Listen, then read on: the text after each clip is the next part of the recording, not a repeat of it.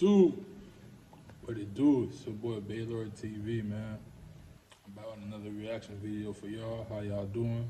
It's good. Your boy got his hair done. What's y'all think? Smash the like button if you like the dude. If it inspires you to go get it done. Hey man, this is just 6 months growth, man. 6 months growth. You could do it too. Just moisturize that scalp, oil that scalp. Wash your hair too, condition your hair, decondition your hair. You'll get some growth, man, you know, but it's time to put in the protective style. But enough about the hair. Enough about the hair, I'm not gonna lie, I'm feeling the angles. Enough about the hair. So look, I wanna get into y'all homie, y'all friend, y'all relationship advisor, Ace Metaphor.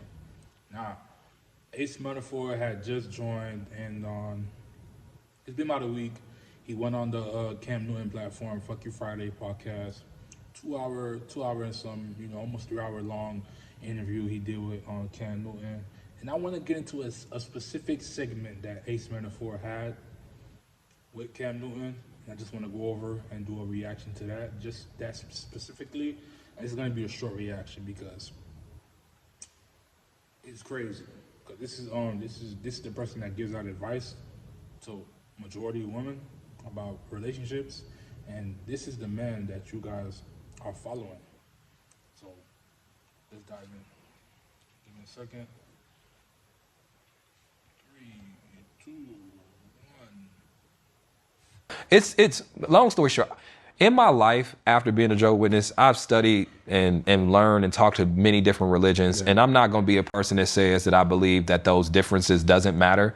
But ultimately, everybody got the same goal, to live the best life you can. For sure. And that's why I respect anybody's beliefs. And then I'm not going to try to push my beliefs on you. Just as long as something that you believe gets you closer to God and being a good person to people, I support that. Yeah.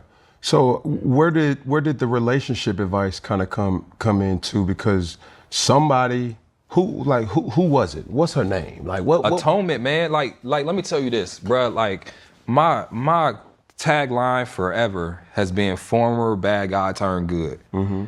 Like when it comes to not being what I needed to be in my previous relationships in my early 20s. Right now, I can like chalk it up to being young as fuck. Yeah. But at the time, you know what I'm saying? Like the way I was behaving, the way I was moving with women, it's something that I became increasingly unproud of. Mm-hmm. And so when I first started doing these videos, it was me talking to myself in the phone. Like if I put my phone up right now, when I'm recording a video, I see myself. Yeah. And so it was me giving advice to myself to where hopefully I can live up to that projection that I wanted, right? Yeah. And so that's where it comes from, man. It's not that I've been necessarily, I was hurt a couple times, but it doesn't come from a place of someone did me wrong. Yeah. It comes from a place of I used to do wrong and I don't want to do wrong no more. These are the lessons I'm learning in order to not be wrong. Yeah. You know what I'm saying? Yeah. Are you poly? No. Well, I'm not poly in the sense that I want 2 active full-ass relationships. What do you mean? I don't want multiple girlfriends. What do you want? I want one girlfriend, one wife with whom we can explore sexual relationships with other people. And I can hear the comments now. Uh-huh. Can she explore other relationships? So your boy Ace Metaphor, you know, ain't holding back on what his kinks are. He said he would like to have one wife and have them have one girlfriend where they can explore sexual relationships with other people. Now, I don't know if he's Jehovah's Witness. I don't know what he is right now. I've known he previously spoke on that, but this is the man that gives out the advice to women. Yeah, I heard what he just said. Because I did not hear any spiritual benefits from having that relationship. He strictly said what he wanted and the purpose of that relationship, what he wanted it for. And it all comes out to them having a great sexual experience with other people. I'm gonna let them top it up. with other men? Other men, Yeah. I ain't got that far yet. So But the older I get, the less opposed to it I am. It depends. on. The arrangement. So you're dating this girl, and she says, "Hey, I want to venture off. I seen a dude that I gave him. I'm being full transparent. I gave him my number. I know what his." In my mind, let's back it up. In my mind, I'm thinking about a sex party. I'm not thinking about that deep. Like now I'm thinking about in terms of being in a relationship where you comfortable, you got trust or whatever. Yeah. We go to a sex party, you go your way, I go my way. Then I'm not tripping. But I don't know if I'm getting to that point. But you're where- good, where you could go to a sex party and you go one way. See, I be too worried about who I'm fucking to worry about who she fucking.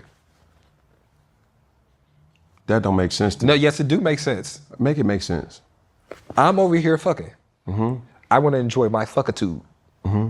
So I'm more worried about that than I am about what you're doing over there. If that was part of our agreement. You spoke about it before, and the thing about most men, and I'm speaking to me at one point in my life, it wasn't that I cared what another woman did, but if I'm giving you a version of me that a lot of people aren't getting, women, I don't want another man to have what I want.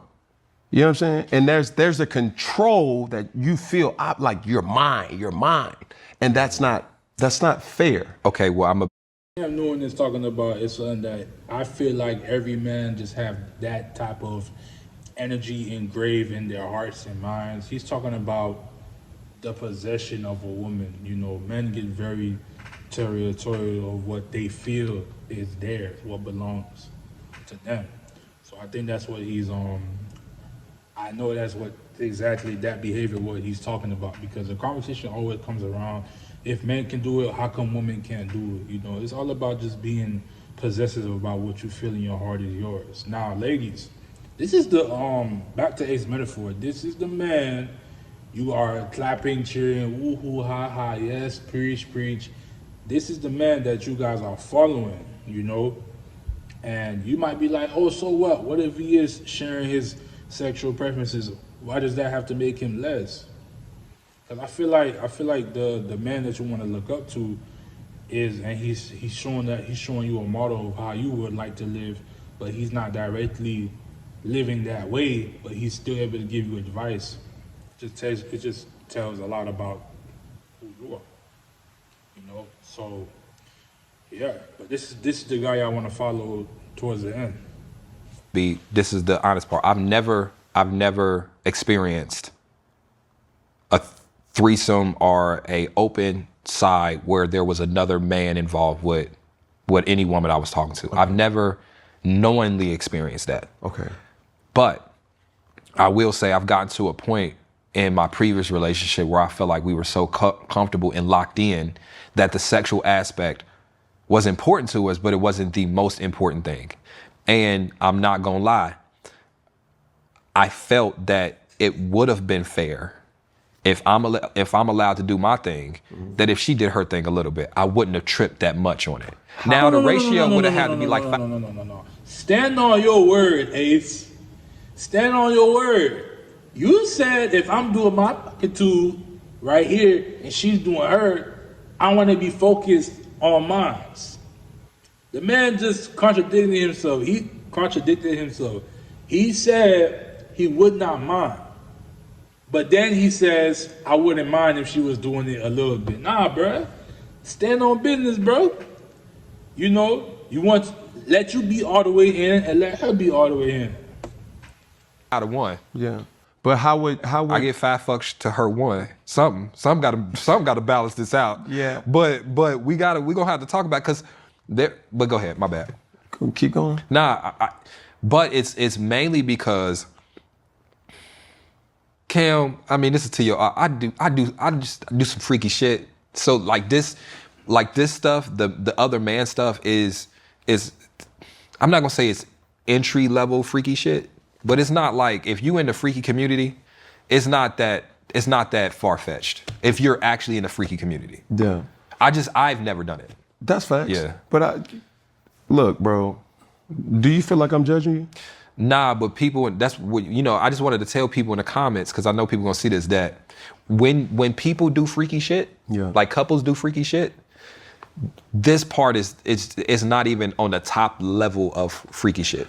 I think what's important to have this conversation, and while we're having, what was so intriguing about having this conversation with you was being that I think we need to normalize first having the comfort level to be transparent. Yeah. Like before the act of. Yeah. You know what I'm saying? It's like there's not a lot of people, oh my God, I married my best friend or I'm with my best friend. It's like, no, do you really know her type? Yeah. Do you really know his type? Do you really know when he's triggered? Do you really know when she's venturing off? Like when she's wandering, wandering, you know what I mean? Like all these different things, like you give the title of best friend, but it's not backed by merit or action because y'all aren't best friends. Y'all are just roommates. Yeah. And those conversations need to happen. But now go back to my side, is that the reason I agree with somewhat of my openness to it. Now, again, I ain't never did it. My openness to it was at the tail end of my last relationship, I'm like, listen, we are probably better partners than we are romantic partners. We are probably better friends. You know what I'm saying? I had that realization. And I ain't gonna lie, I was open to, because you gotta think, you got business tied in. When you build the foundation on so many different pillars, then I was open to the idea of, being open. You get what I'm saying? So when you talk about, am I poly, it's not that I'm poly in the sense of I don't know, let me not get the definitions, where I want multiple relationships, but I can entertain an open relationship. I'll say that. And I like it because if that person is honest in monogamy, I feel like they would be honest in openness.